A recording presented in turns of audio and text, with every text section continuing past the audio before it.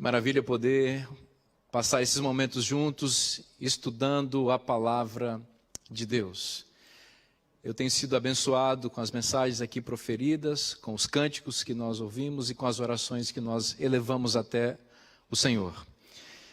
Quero agradecer ao meu amigo pastor Gilson Gritner pelo convite que me fez, honroso. Obrigado, pastor. Para mim é uma honra muito grande estar falando a esta igreja que se multiplica por meio da internet. Nós estamos falando nessa noite sobre os eventos finais. Nós estamos conscientes da breve volta de Jesus, na certeza de que Ele, em breve, romperá esses céus e virá buscar o seu povo querido.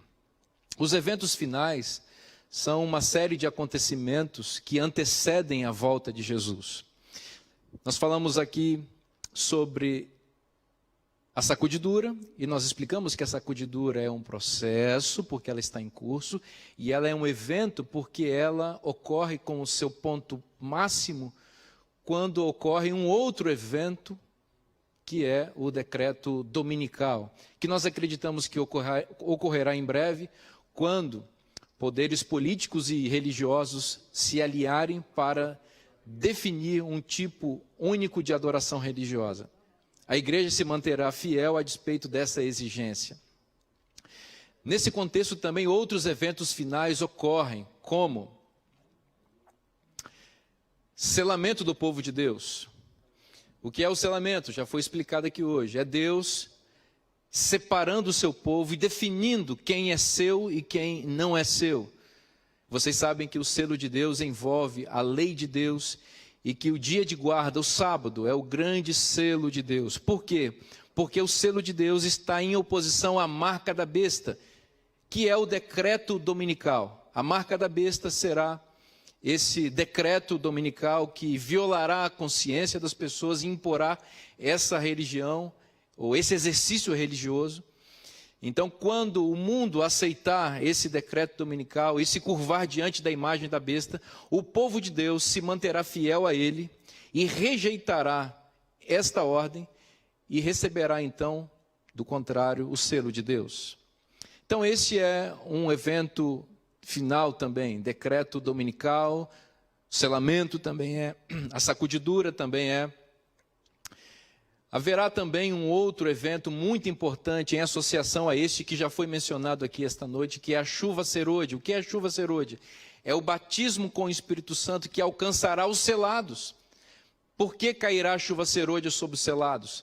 Para que o povo de Deus tenha condição de cumprir a missão no contexto dos eventos finais. Então, entre o decreto dominical e o fechamento da porta da graça, haverá uma janela de oportunidades para o mundo. Nesta janela de oportunidades, a igreja de Deus, sacudida, purificada e batizada com o Espírito Santo, levará ao mundo a última mensagem de advertência, para que as pessoas que estão em todos os lugares desse planeta possam ouvir a voz de Deus e se unir ao povo de Deus e receber juntamente com o povo de Deus o selo de Deus e se livrarem das 7 últimas pragas que virão quando a porta da graça se fechar. Então, vá acompanhando aí os eventos finais: sacudidura, selamento, chuva serôdia, decreto dominical, alto clamor, que é a pregação da igreja para dar advertência ao mundo, da última mensagem de advertência ao mundo, fechamento da porta da graça. E no contexto do fechamento da porta da graça, começam a cair as 7 últimas pragas. As 7 últimas pragas vão afligir os ímpios, e durante esse período, 7 últimas pragas, com o fechamento da porta da graça, naturalmente ninguém se salva mais e ninguém se perde mais. Porém, o povo de Deus vai experimentar o que nós identificamos como um período de angústia de Jacó. Nesse período, o povo de Deus vai ser perseguido. E em algum momento das 7 últimas pragas, haverá uma intensificação da perseguição e será expedido um decreto de morte contra o povo de Deus, sob a justificativa de que as pragas que estão caindo sobre a terra são causadas por conta da fidelidade do povo de Deus à sua fé. Então o inimigo vai incitar as autoridades governamentais desse planeta, em associação com as autoridades religiosas, para que levem o povo de Deus à morte. É importante saber que nesse contexto ninguém mais vai perder a vida, porque a morte do povo de Deus é semente para a pregação do Evangelho. Como ninguém mais se salva, ninguém mais morre, porque Deus, quando os ímpios acharem que terão oportunidade definitiva para tirar a vida do fiel povo de Deus, Deus intervirá. E Miguel se levantará, como diz Daniel capítulo 12, e guerreará pelo seu povo, protegerá seu povo. E nós veremos a 7ª e última praga cair sobre esse planeta. Um grande terremoto que destruirá esse mundo. E nós veremos os céus abertos e Jesus voltando em glória para buscar seus filhos. Esse é basicamente um panorama geral dos eventos finais. Nesta última mensagem da noite eu quero me concentrar numa mensagem muito importante, num evento muito importante que vai desencadear a decisão de milhares de pessoas ao lado da verdade. E esta mensagem é o alto clamor. Convido você a abrir a Bíblia em Apocalipse 14. E nós vamos identificar aqui algumas características deste evento final, chamado alto clamor. Apocalipse 14 apresenta para nós alguns elementos fundamentais. O primeiro, quem é que proclamará ou que dará esse alto clamor? O capítulo 14, verso 1, apresenta um grupo aqui simbólico, identificado como 144 mil. Repita, é um número simbólico que se refere aos justos vivos que foram selados porque não se dobraram diante da imagem da besta, não receberam a marca da besta, portanto receberam o selo de Deus. Não assimilaram o decreto dominical, não aceitaram essa regra espúria e se mantiveram fiéis aos mandamentos de Deus. Recebem, portanto, o selo de Deus. Este grupo é que vai ser comissionado para dar a última mensagem de advertência na terra, nesta janela de oportunidades que se abrirá no mundo, entre o decreto dominical e o fechamento da porta da graça. Então, quem é que proclama? 144 mil. É esse grupo que é comissionado para dar o alto clamor. Quando é dada essa mensagem? Repito, essa mensagem é dada, o alto clamor é proferido entre o decreto dominical, essa lei mentirosa e espúria, supostamente para proteger a humanidade das crises. Uma lei será estabelecida para tentar, entre aspas, converter a humanidade a Deus, levando a humanidade à fidelidade a uma suposta lei de Deus que já foi ensinada aqui hoje, que é uma lei humana, que não está na palavra de Deus, porque o dia de guarda estabelecido na Bíblia é o sábado, e não há nenhum texto que o modifique, porque Deus é eterno e é imutável, a sua palavra também o é, e o sábado permanece como selo de Deus, e a contrafação do inimigo, que é a guarda do domingo, vai se tornar uma lei, um decreto que vai impor essa exigência às pessoas, supostamente para levar a humanidade para mais perto de Deus, e assim ajudar a humanidade a se manter mais fiel a Deus e livrá-la das crises que se acometem no mundo como resultado dessa suposta infidelidade. Então, quando é dada essa mensagem, entre o decreto dominical e o fechamento da porta da graça. Quem dá essa mensagem? Os selados e batizados com o Espírito Santo, que levarão o mundo a uma decisão entre ficar ao lado de Deus ou ficar ao lado da besta, das bestas e do dragão. Uma outra questão importante aqui em Apocalipse 14 é qual é o conteúdo do alto clamor.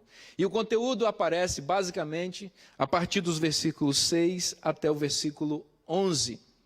Aqui nós encontramos o que nós chamamos de 3 mensagens angélicas. A primeira mensagem angélica aparece nos versículos 6 e 7, e ela é uma mensagem propositiva, apresenta os parâmetros e os padrões e o paradigma sobre o qual Deus estabelece seu reino, conclama a humanidade a temer a Deus, a obedecê-lo, a adorá-lo, a glorificá-lo, a participar de seu juízo e a temê-lo como o Deus justo que é. Essa é a primeira mensagem angélica, propositiva. As 2 mensagens angélicas sequentes, a segunda e a terceira, são mensagens reativas e de tom negativo, porque exortam a humanidade para não seguirem a contrafação diabólica. A segunda mensagem angélica, por exemplo, adverte a humanidade a sair de Babilônia.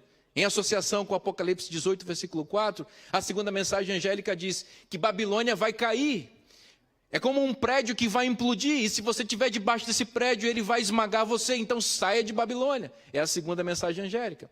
A terceira mensagem angélica, por sua vez, chama o povo à responsabilidade e identifica com clareza quais são as consequências de rejeitar a mensagem de Deus e se associar à mensagem que as bestas e o dragão estão oferecendo à humanidade. A terceira mensagem angélica mostra as consequências claras. E diz que quem adorar a besta e receber a sua marca, vai receber os flagelos de Deus, descritos em Apocalipse capítulo 15 e 16, e estará sob o peso da eterna condenação, isto é, receberá o fogo eterno. A ira de Deus estará sobre essas pessoas. Então, qual é o conteúdo do alto clamor? Basicamente as três mensagens angélicas. É esta mensagem que a igreja deve pregar para a humanidade. Nesses minutos que nós temos aqui pela frente, eu quero me ater à primeira mensagem angélica, porque ela é propositiva, porque ela estabelece quais são os parâmetros do reino de Deus e identifica claramente quais são os valores que norteiam a vida daqueles que serão selados e chama a humanidade a esse selamento. Acompanhe comigo no capítulo 14 de Apocalipse, os versículos 6 e 7. Diz o texto: vi outro anjo voando pelo meio do céu, tendo um evangelho eterno para pregar aos que se assentam sobre a terra, e a cada nação, e tribo, e língua, e povo, dizendo em grande voz, dois pontos. Para um pouquinho aqui. A expressão grande voz é dela que decorre a expressão alto clamor. Então, é por isso que se prega em grande voz, por isso que é alto clamor, porque este anjo simbólico que representa o povo de Deus vai proclamar essa mensagem em profusão, com grande autoridade, com grande e extensa influência pelo mundo inteiro, por isso grande voz. E fará isso porque estará batizado plenamente com o Espírito Santo por meio da chuva serôdia. Então, esta mensagem aqui é identificada como evangelho eterno. Eu quero chamar a sua atenção para o significado dessa expressão. O evangelho é a mensagem que Deus tem a pregar para a humanidade.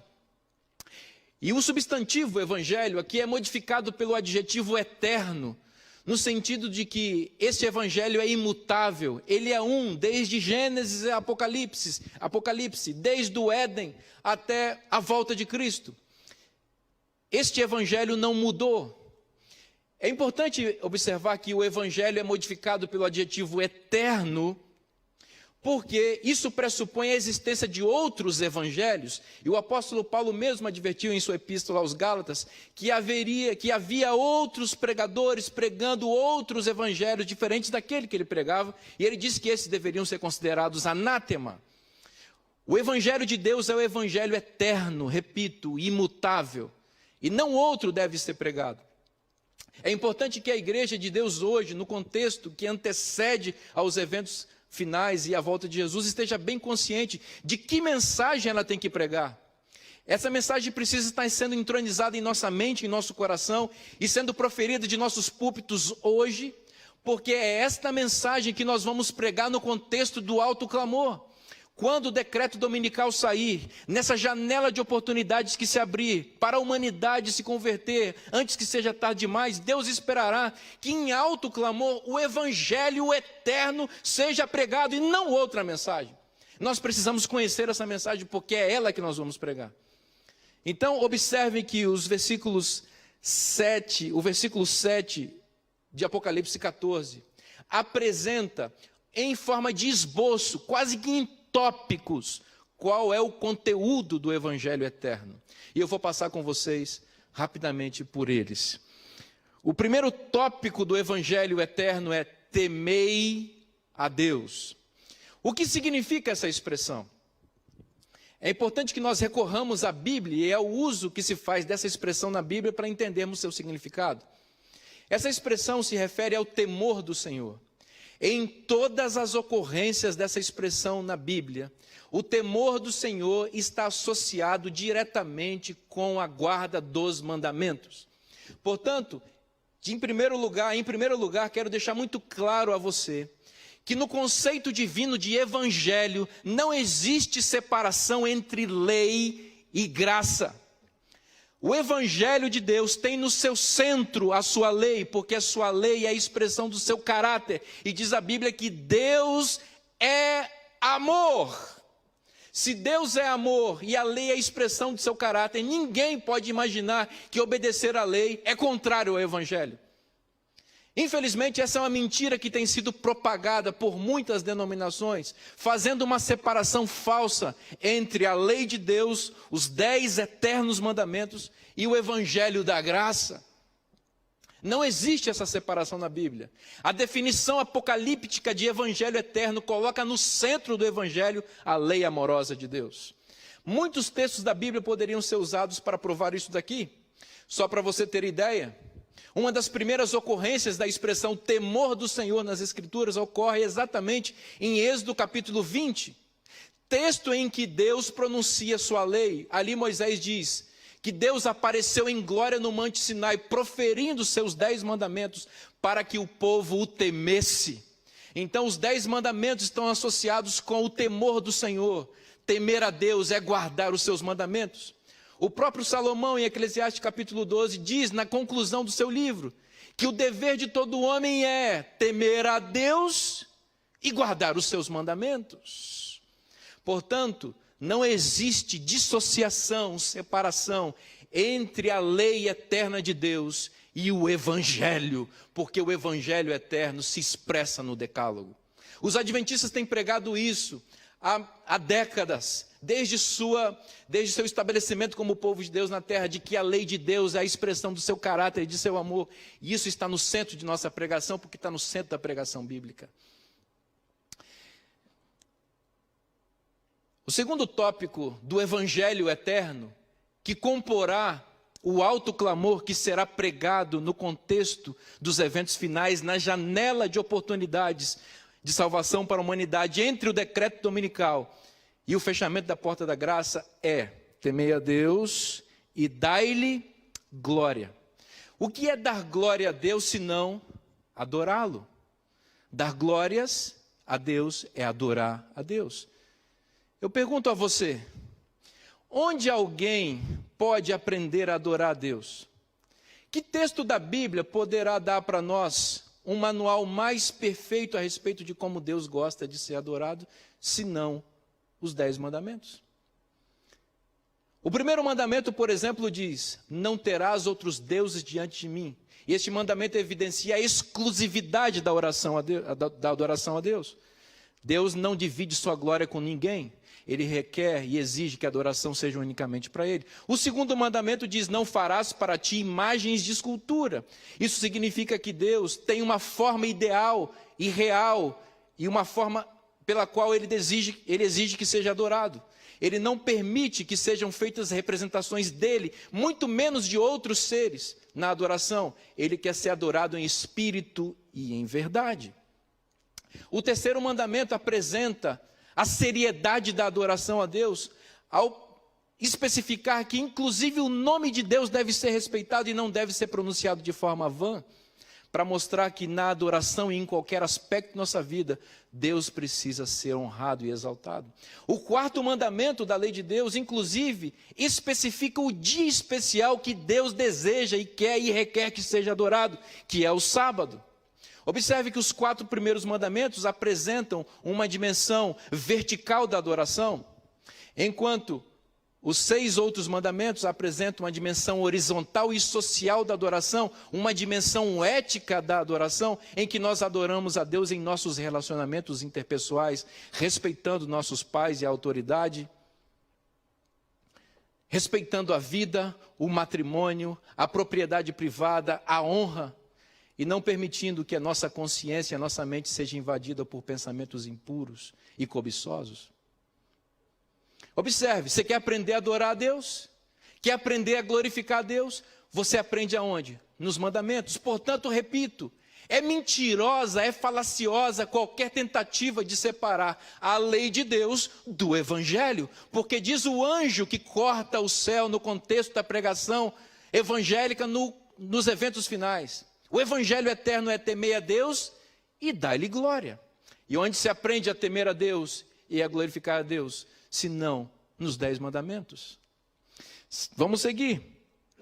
O terceiro aspecto, o terceiro esboço, o terceiro ponto do esboço do Evangelho eterno, aqui em Apocalipse capítulo 6 e 7, depois de temer a Deus e dar-lhe glória, pois é chegada a hora do seu juízo. Essa expressão juízo aqui se refere especificamente à obra de juízo investigativo que ocorre no céu, neste momento, para atribuir santidade ao povo de Deus, para atribuir a justiça de Cristo a seu povo fiel, que recorre ao santuário em busca de santificação, em busca de transformação de caráter, e que está sendo esta obra, que está avaliando o caráter do povo de Deus e a assimilação do povo de Deus em relação à lei de Deus. Diz o apóstolo Tiago que todos nós seremos julgados pela lei da liberdade. Portanto, no centro do Evangelho eterno, este Evangelho que Deus tem pregado à humanidade desde Gênesis e vai pregar até o Apocalipse, desde o Éden até a volta de Jesus, no centro desse Evangelho está o juízo investigativo. E o juízo investigativo é fundamentado na avaliação que Deus faz de seu povo inscrito nos seus livros ou no livro da vida. Esta avaliação é fundamentada na lei de Deus. Seremos todos julgados pela lei de Deus. Portanto, repito uma vez mais, não existe separação entre lei e evangelho. No coração do evangelho está a lei de Deus. Um quarto ponto que é apresentado como esboço do Evangelho eterno em Apocalipse 14, que será a pregação que Deus espera que seu povo pregue hoje, viva hoje, mas que especialmente seja proclamada em alto clamor, na janela de oportunidade que se abrirá para a humanidade, entre o decreto dominical e o fechamento da porta da graça. O quarto ponto, observe o que diz aí. E adorai aquele que fez o céu, a terra e o mar. Essa expressão aqui, se nós fôssemos escrever a Bíblia hoje, se a Bíblia fosse escrita hoje, se o apóstolo João estivesse escrevendo o Apocalipse hoje, usando o seu computador, ele usaria o Ctrl+C, Ctrl+V, o copiar e colar. De onde ele copiaria essa expressão? Exatamente conforme já foi dito aqui hoje. De Êxodo capítulo 20, de 8 a 11. Naquele texto que apresenta o mandamento do sábado, que apresenta a obrigatoriedade e o dever de todo homem de guardar os 10 mandamentos, inclusive o sábado, e a justificativa pelo qual todos nós devemos guardar o sábado, segundo o Êxodo 20, de 8 a 11, é porque Deus é o Criador, porque em 6 dias fez o Senhor os céus, a terra e o mar, e tudo que neles há. Portanto, aqui em Apocalipse capítulo 14, verso 7, nós temos um eco do mandamento do sábado, uma referência ao mandamento do sábado no coração do Evangelho eterno. Então, é dever do povo de Deus hoje proclamar que o sábado é o dia de guarda vigente e eterno, dia de guarda de Deus. Que o sábado é o selo de Deus que distinguirá o povo de Deus dos adoradores da besta e da sua imagem. Que o sábado é o selo de Deus em oposição à marca da besta, que será o decreto dominical. Que o sábado é o dia do repouso que Deus estabeleceu para o homem. Que o sábado foi o dia que Deus deu para o homem depois da criação, para que o homem entrasse na vida descansando na graça de Deus. Uma referência ao sábado no coração do Evangelho evidencia que não existe nenhuma separação, nenhuma cisão entre a lei de Deus e o Evangelho. E que o sábado, diferentemente da acusação de muitos de que pode soar alguma coisa legalista, o sábado é uma expressão da graça e do amor de Deus. E que fica evidente, uma vez mais digo, que no coração do Evangelho está a lei de Deus. E no coração da lei de Deus está o sábado como dia de guarda. E qual é o quinto esboço, ou o quinto ponto que aparece no esboço do Evangelho eterno de Apocalipse 14, versículo 7? Diz assim: e adorai aquele que fez o céu, e a terra, e o mar, e as fontes das águas.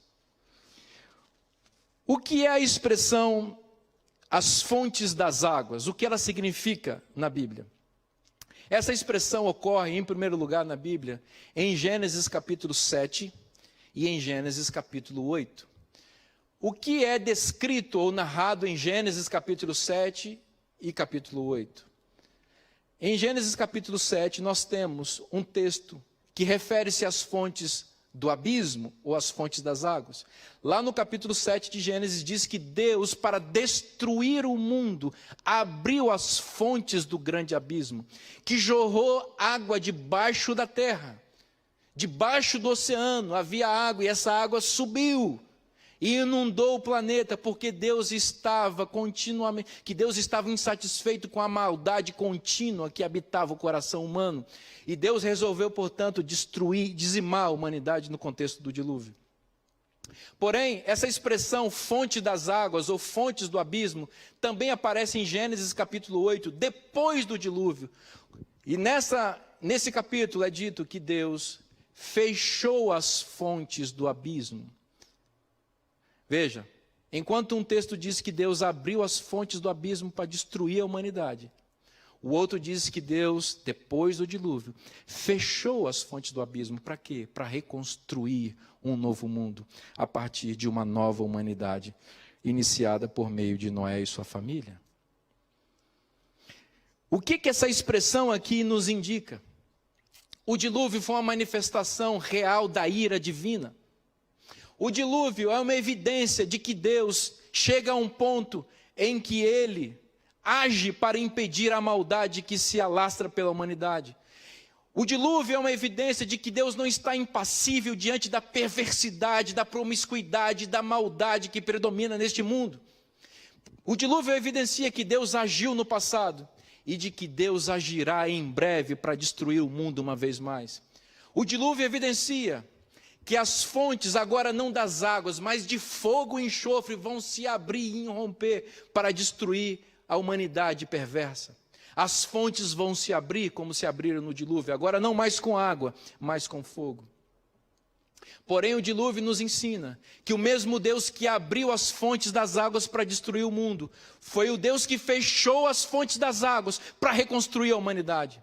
A história do dilúvio também nos ensina que o Deus que destruiu a humanidade, antes de destruir, advertiu a humanidade durante 120 anos, por meio do ministério profético de Noé. Mais do que advertir a humanidade que a destruiria, esse Deus que advertiu que destruiria, providenciou um meio de escape para aqueles que se arrependessem e aceitassem a mensagem proferida por Noé. Deus ajudou Noé a construir a arca, e a arca era o abrigo para aqueles que se arrependessem. A história do dilúvio, que está referida aqui em Apocalipse 14, versículo 7, no contexto do alto clamor, é uma mensagem evangélica, no sentido de que ela é o evangelho eterno de Deus. Porque ela ensina que a ira de Deus, que se manifestará sobre o mundo em breve, é uma expressão da graça de Deus, e que não há separação entre a ira de Deus e o seu amor.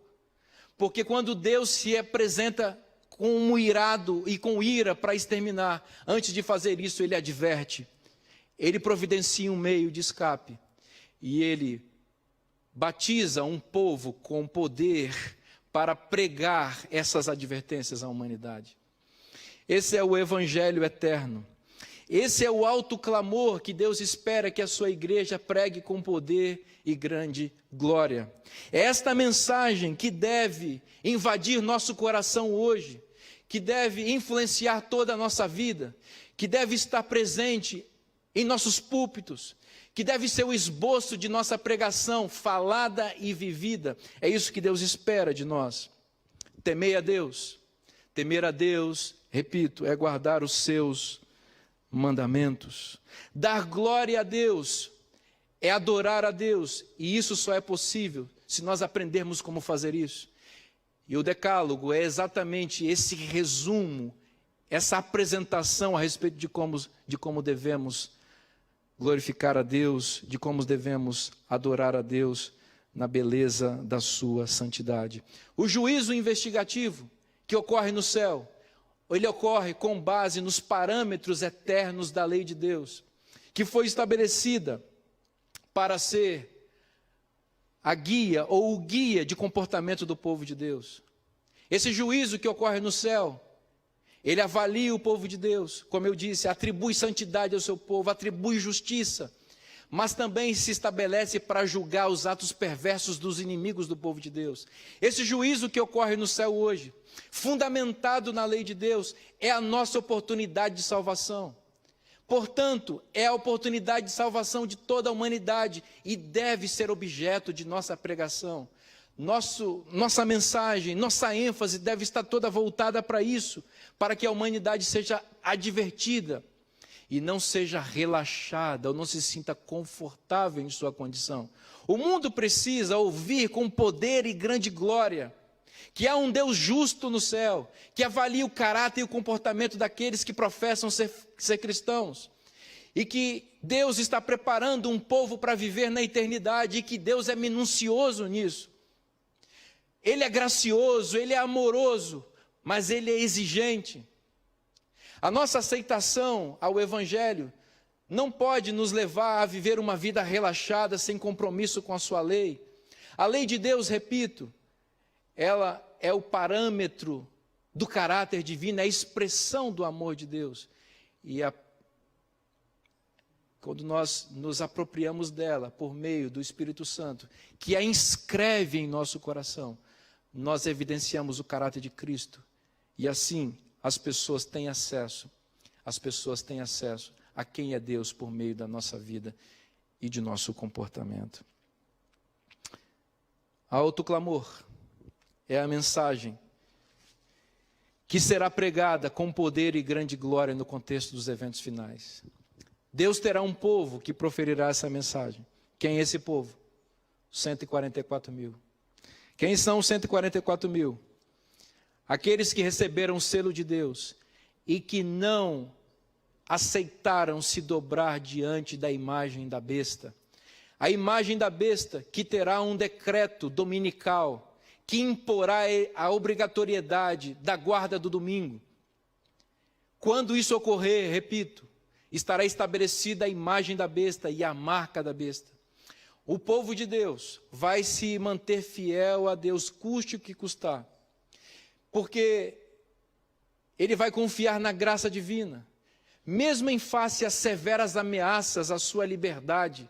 Seu direito de comprar e vender será cerceado, será ameaçado de morte. Posteriormente, um decreto de morte será expedido contra eles, mas esse povo, confiante na esperança que lhe foi reservada na palavra de Deus, imbuído com a mensagem dos 3 anjos, em especial com a mensagem propositiva do primeiro anjo, esse povo diz: nós nos manteremos fiéis a Deus, custe o que custar. Esse povo é descrito em Apocalipse capítulo 14, no versículo 12, resumidamente com a identidade seguinte: aqui está a perseverança dos santos, os que guardam os mandamentos de Deus e a fé em Jesus. Aqui está a perseverança dos santos, os que guardam os mandamentos de Deus e têm a fé em Jesus. Observem que Deus tem um povo na terra. Esse povo na terra prega o evangelho eterno, desde o Gênesis ao Apocalipse, desde o Éden até a volta de Jesus. Este povo tem uma característica muito singular. São os que guardam os mandamentos de Deus e têm a fé em Jesus. Não só os mandamentos, sem Jesus. Não só Jesus, sem os mandamentos, mas os mandamentos e a fé em Jesus. Porque ter fé em Jesus significa, em termos práticos, guardar os mandamentos da lei de Deus. É mentirosa a alegação de uma pessoa de que é fiel a Jesus, que tem fé em Jesus, quando rejeita os mandamentos eternos de Deus. É mentirosa as tentativas de separação entre lei e evangelho, fé e obras, justificação e santificação. Esta oposição não existe na Bíblia. O Deus que estabeleceu a justificação, estabelece a santificação como desenvolvimento da justificação. A fé, ela é expressa por meio de obras que são a obediência à lei de Deus, como nos ensina o apóstolo Tiago e também o apóstolo Paulo. Temer a Deus, glorificar a Deus, adorar a Deus, significa obedecer aos seus mandamentos. Por que isso é importante hoje? Porque nós estamos vivendo num momento em que as pessoas estão sendo seduzidas e enganadas. Diz o capítulo 14 de Apocalipse, versículo 6, que o anjo eterno, ele tem um evangelho para pregar. Aliás, que o anjo tem um evangelho eterno para pregar a toda nação, tribo, língua e povo. Se você voltar ao capítulo 13 de Apocalipse, você vai perceber que esse mesmo grupo, toda tribo, língua e povo, também é objeto de uma outra pregação, mas esta da besta da terra. E esta besta da terra não prega, diz o texto, em Apocalipse capítulo 13, que esta besta seduz. Observe a diferença entre pregar e seduzir. Enquanto o anjo articula um pensamento com causa e consequência, apresentando lógica, lucidez, não rejeitando, não minimizando aspectos aparentemente difíceis da fé, ele prega, apresenta, elucida. A besta, para o mesmo grupo, seduz, e seduzir é escamotear, é esconder, é mentir, é não permitir que as pessoas leiam as letras miúdas do contrato. Seduz, ou sedução, é a abordagem da besta. O anjo de Apocalipse 14, por sua vez, tem um evangelho para pregar. E pregar é isso, é explicar, é esclarecer, é evidenciar, é deixar claro o que Deus deseja transmitir. E este evangelho eterno, ele precisa ser pregado hoje, porque ele vai ser a base da pregação da igreja de Deus no contexto dos eventos finais, nessa janela de oportunidades que se abrirá para o mundo entre o decreto dominical e o fechamento da porta da graça. Você entende que tipo de mensagem eu e você temos que viver hoje e que tipo de mensagem nós devemos estar sendo preparados para pregar quando os eventos finais de fato se descerrarem diante de nós? Jesus está voltando. Ele virá em glória, em breve, e ele espera que haja um povo preparado, selado, batizado com o Espírito Santo, consciente de sua missão, com a sua mensagem muito bem fundamentada e preparada, e que esse povo esteja preparado para dar razão de sua fé, e que esse povo, mesmo diante de tribunais, mesmo diante da perseguição, mesmo diante de todo tipo de sofrimento que virá por causa da fidelidade, que esse povo se mantenha fiel a esta mensagem. Não só a sua pregação, mas a vivência dela. É este o evangelho eterno, não outro. Nós temos que cuidar com tentativas de suavização do evangelho, de adulteração do evangelho, de modificação do evangelho, porque conforme diz o apóstolo Paulo, seja considerado anátema quem pregar outro evangelho. O evangelho eterno é este, que exalta o caráter de Deus e a sua lei, que conclama a humanidade à obediência, que estabelece que há um juízo no céu, com o qual Deus mede e afere o nível de absorção da lei de Deus, de sua lei, porque a sua lei é a expressão do seu caráter, e é ela que será o fundamento de seu governo pela eternidade. E nós que estamos aqui vivendo hoje no mundo, se quisermos ser cidadãos dos céus, precisamos permitir que esta lei eterna seja escrita em nosso coração, porque a nova aliança se fundamenta exatamente no fato de que Cristo derrama sobre nós o Espírito Santo, que escreve com letras garrafais o caráter de Deus em forma de lei em nosso coração. Esse será o padrão constitucional do céu, a lei eterna de Deus. E é por isso que o povo de Deus hoje é comissionado a advertir o mundo de que deve a humanidade temer a Deus e dar-lhe glória, que significa obedecer os seus mandamentos. Não confunda essa mensagem com legalismo. Legalismo é salvação pela lei. Nós estamos ensinando salvação pela fé na graça, salvação pela graça, mediante a fé. Agora, não separe a fé da lei de Deus, não separe a graça da lei, não separe o evangelho do decálogo, não separe justificação e santificação, não separe fé e obras. Essas coisas são faces de uma mesma moeda e expressam o caráter de Deus. E é esse caráter que deve ser pronunciado sobre, que deve ser pregado para toda a humanidade. Deus espera isso hoje de nós, espera que isso seja o conteúdo da mensagem que deverá ser proclamada em alto clamor quando Jesus voltar em glória. Em breve, Jesus voltará. E hoje Ele está separando um povo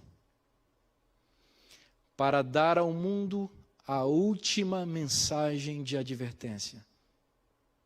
A humanidade está sendo preparada para receber essa mensagem. Ao mesmo tempo, Deus está preparando a igreja para proferir essa mensagem. Essa mensagem será proferida pelos 144 mil, que receberão o selo de Deus em oposição à marca da besta.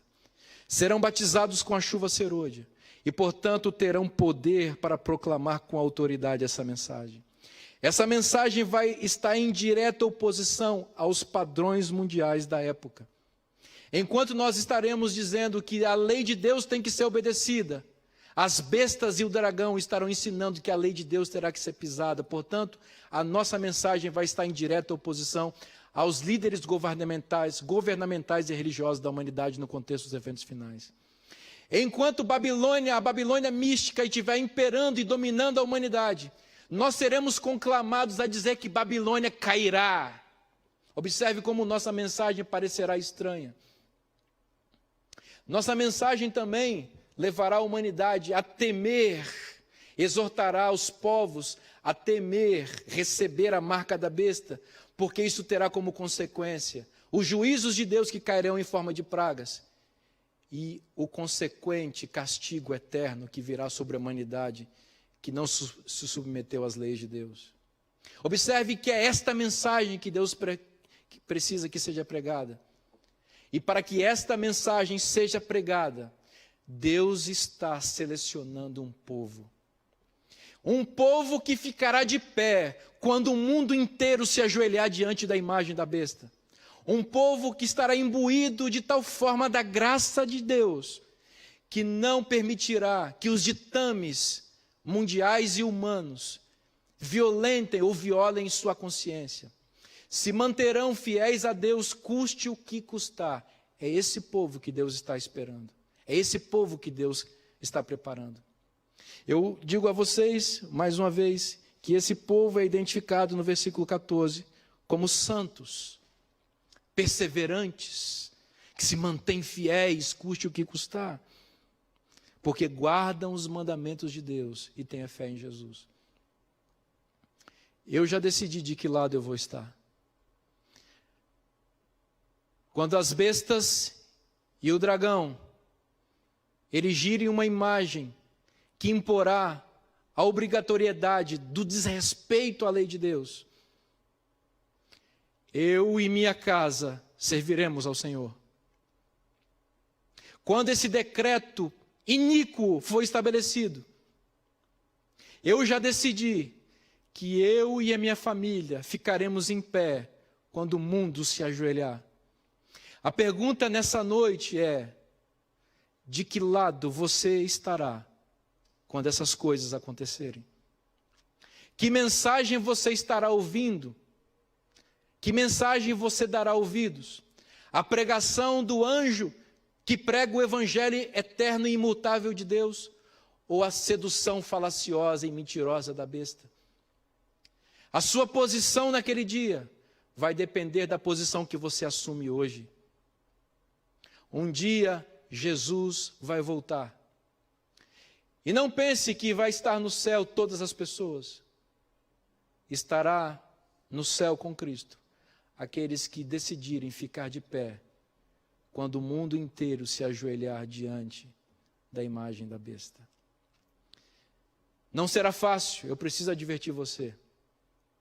Haverá perseguição, haverá sofrimento, haverá ameaça, haverá perdas, mas a esperança é mais forte do que tudo, inclusive a morte. Jesus prometeu, e Ele cumpre. Ele vai vir buscar seu povo. Esses que estão aqui representados como 144 mil, e também a grande multidão vestida de branco. De que lado você vai estar? O meu apelo a você nessa noite é que você se decida hoje ao lado de Cristo. Que você assuma um compromisso com esta mensagem eterna, com este evangelho. E diga para o mundo inteiro ouvir, aí nas redes sociais onde você está agora, diga aí, eu sou de Jesus. Escreve aí nos comentários dessa live que você está assistindo, eu decido ficar de pé quando o mundo inteiro se ajoelhar diante da imagem da besta. Diga para Cristo, para o universo e para o diabo e seus anjos, de que lado você está. Se você está afastado da igreja, se você precisa ser rebatizado, é hoje o dia da sua salvação. Assuma um compromisso ao lado da verdade e diga, eu estarei ao lado de Jesus. Escreve isso aí na live, nos comentários. Se identifique. Apareça para Deus. Dê seu testemunho de aceitação. Professe sua fé em Cristo. E Jesus recebe a sua decisão. Naquele dia, só haverá dois grupos.